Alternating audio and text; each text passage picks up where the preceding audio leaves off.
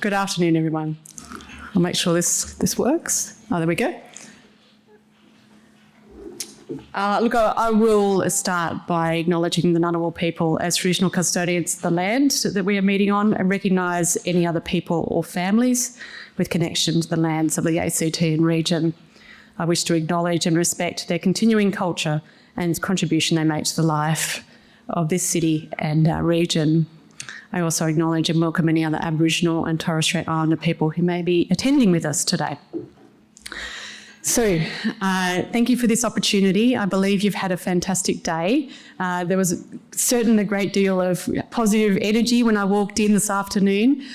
So I'm sorry I missed the morning session, but it sounds like you've almost tackled a lot of these issues. And happy International Women's Day for tomorrow. I think the theme of March Forward, I think there's a couple of different themes, but that's the one I've been going with, really does mean a lot about how we continue to not only march forward, but also reflect on where we've come from. So as Karen mentioned, I am the Director General for Infrastructure Canberra, and very fortunate and very blessed to be so. I've been in Canberra for about 18 months. I have done one winter. I wear it as a scar, but also a badge of pride. We are the leading specialist directorate for capital infrastructure and property for the ACT government. We play a role, and very proudly, in the life of all Canberrans by creating infrastructure places and spaces that enrich lives and connect growing and diversifying communities. Ultimately, we have a huge sense of responsibility of how we contribute to Canberra being a city of well-being and livability. We are on a change journey. Our remit and responsibilities have grown substantially since November last year when the new ACT government was sworn in. Our collective remit is the management of infrastructure projects across the territory in excess of $25 million across health, education, justice, transport, sport, arts and waste. We also manage 230 property assets, inclusive of an in-source maintenance team. So in that remit, I report to 7 of the 8 ministers in the ACT government, reflective of our role in how we support and enable the government's priorities through infrastructure and property pipeline. There's no other jurisdiction that has this sort of remit, and it's very exciting about what we can do in terms of our influence of how infrastructure projects are planned and delivered. So that leads a bit about our workforce. Our workforce is really diverse. And this year we're very focused about our strategic plan, which we released last year, and that clarified our vision and our purpose. So our vision is to enrich and connect our communities through sustainable and transformative infrastructure in places and spaces. Our purpose is to efficiently deliver and maintain infrastructure, places and spaces with our partners, and most importantly for our community. This strategic plan was developed in close unity with our people to make sure that this represented the way that they felt about what they wanted to do and what they collectively felt that they were to do at Infrastructure Canberra. There's about 500 of us in Infrastructure Canberra, and very diversely skilled. We range from engineers, architects, lawyers, electricians, locksmiths, educators and accountants, to name a few. I'm very passionate about a workforce that is reflective of our broader community. I've always felt that if you have a community that represents the community, your community in the project team that you're delivering a certain community for, then you'll get a better project. Importantly, 46% of our workforce are female, 46% of our executive are identify as female, and 33% of our apprentices are female. That's a far cry from the ACT norm, where building and construction continues to be a male-dominated sector. According to a survey by the NBA last year, women made up about 13% of the industry, and gender-based representation is not evenly spread across occupational subgroups. At ICBR, we have a people promise, and that underpins everything we do and say and work on.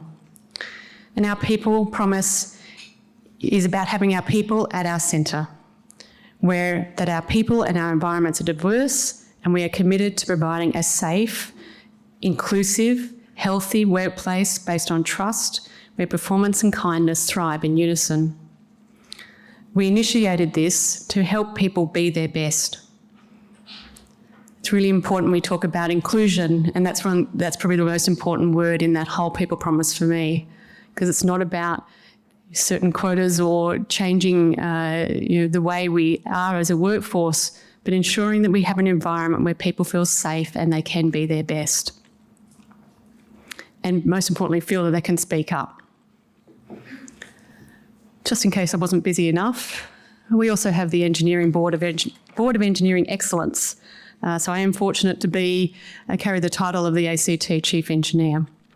And we established the Board of Engineering Excellence last year to really give me advice and support for how we would build an engineering workforce, not only for the ACT government, but for the ACT more generally in the way we deliver our infrastructure pipeline.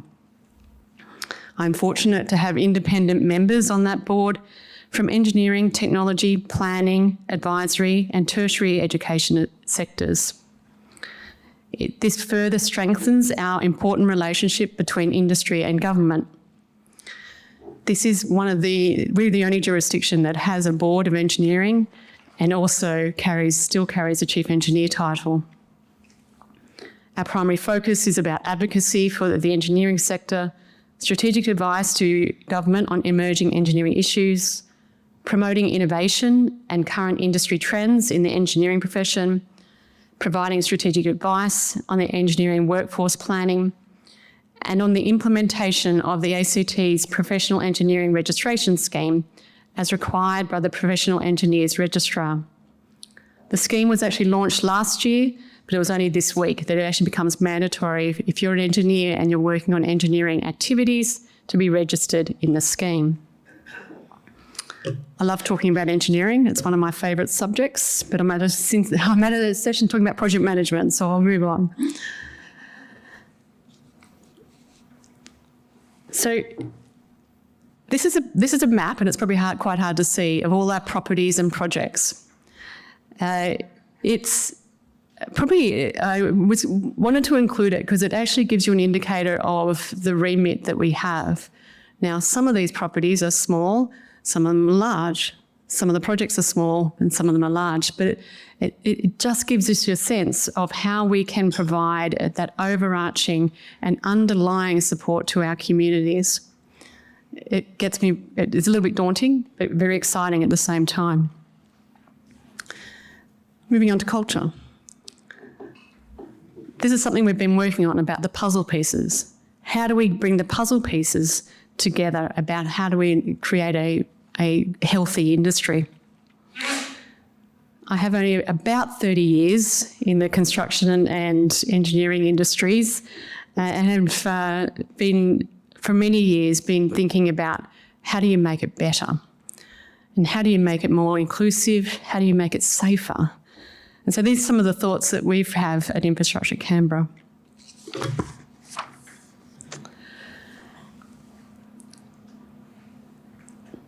So the puzzle pieces are culture, pipeline, and then how do we enable through skills and a consistent approach. Multiple pieces need to come together in harmony to make it work.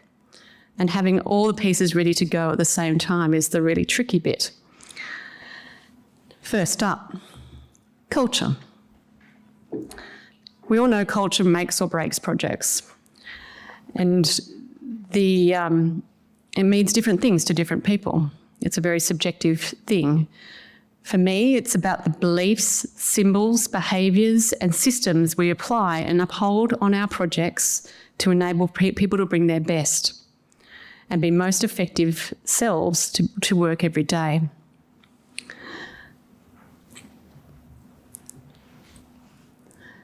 Alignment.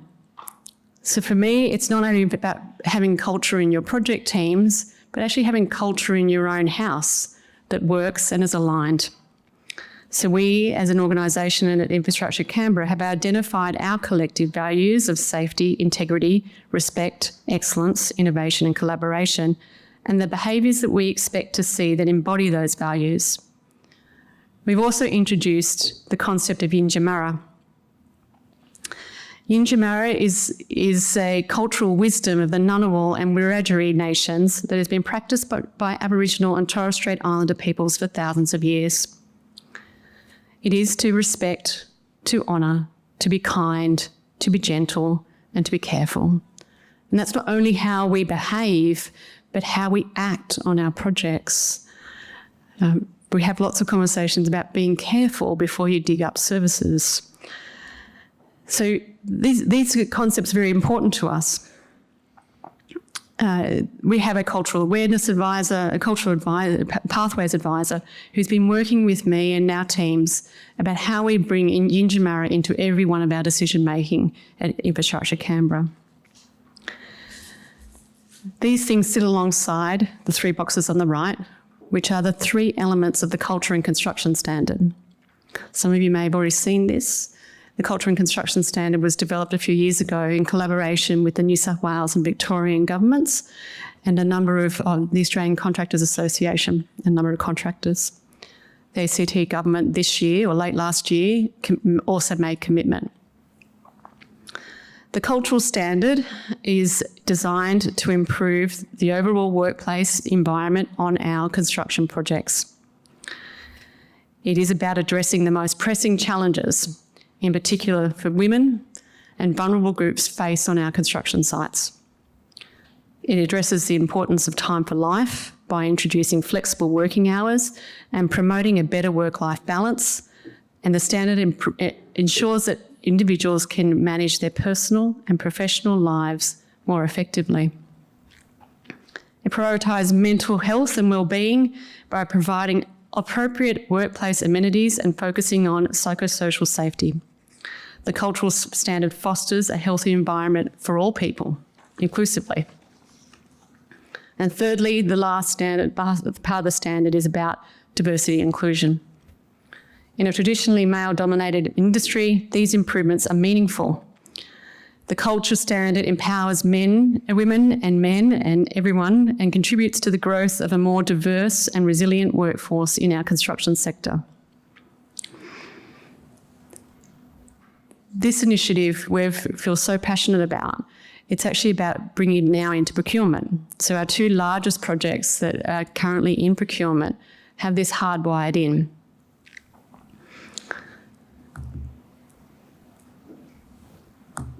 There you go, north side.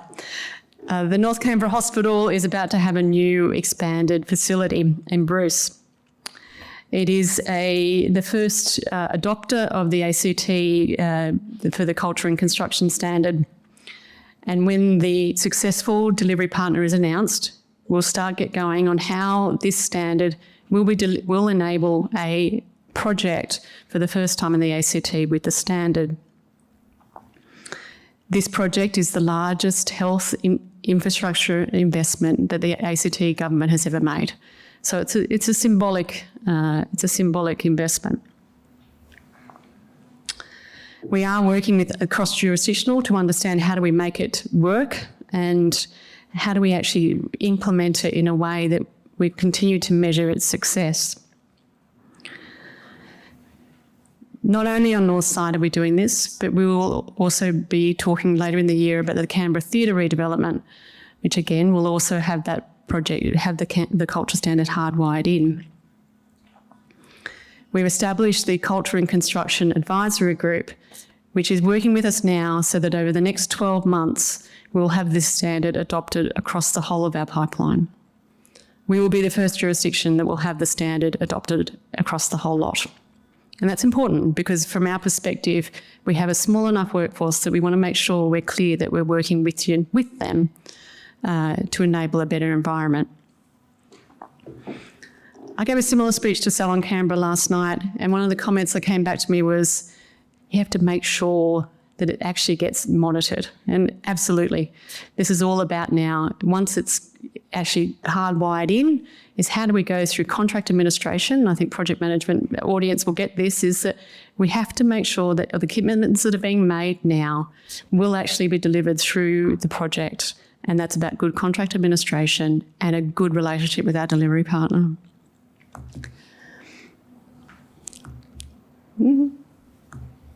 Harder.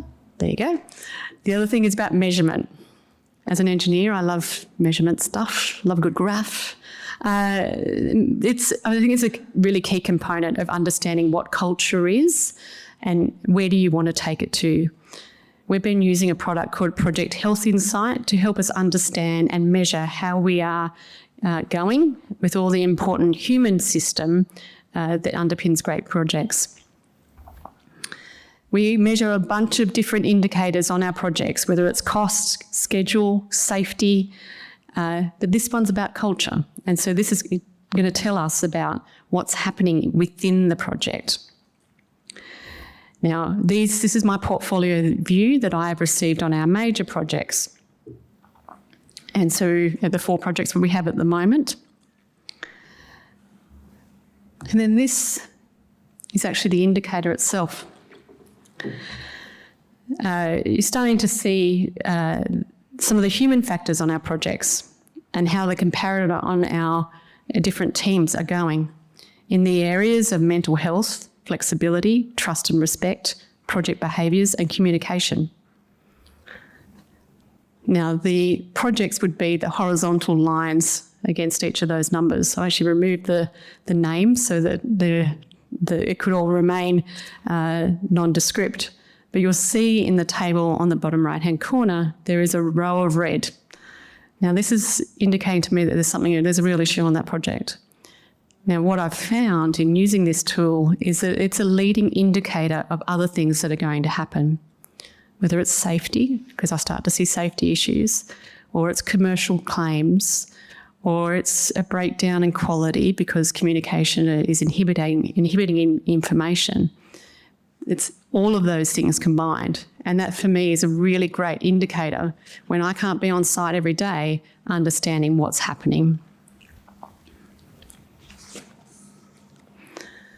One of the other puzzle pieces, there we go, pipeline.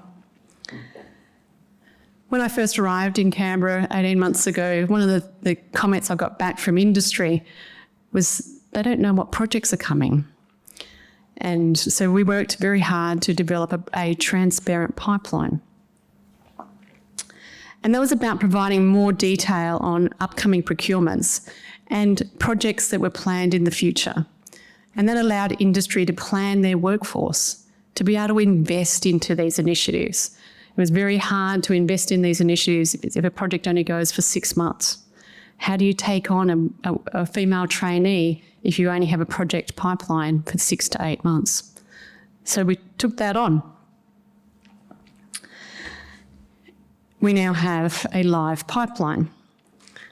Again, we're the only jurisdiction that it updates it daily. This is the current pipeline. It's available on the Built for CBR website. It is a real-time data source on our current pipeline and all the projects that are happening. These are all the planned procurements. And this gives people industry partners, a really clear understanding, and this is not only contractors but consultants alike, of how to plan for your tendering forecast for the year ahead.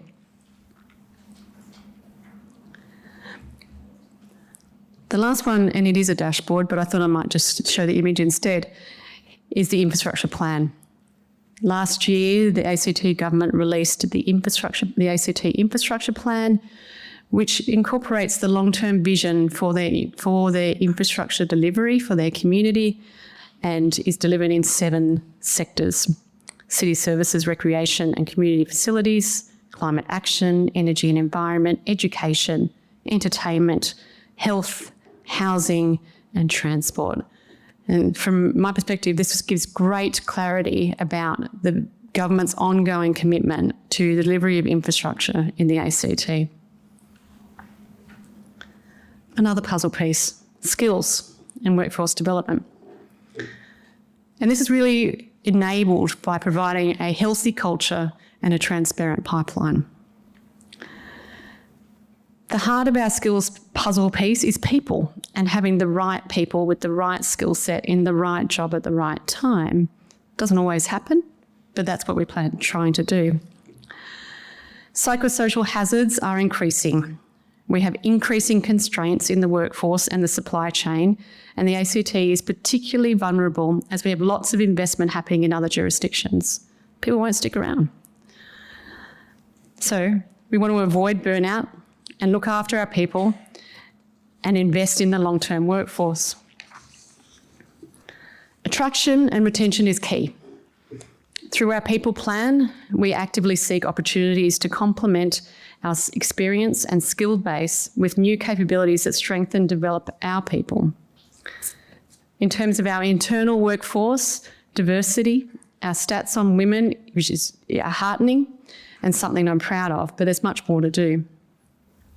We have a gender action plan that is another lever that will come out to outline and pull to deliver on those steps. So that's internally, but externally, I've been working very closely with a number of partners about the concept of a pathways hub. This is a place where we can collectively work with industry to identify skills gaps, untapped talent like return to workers and school leavers.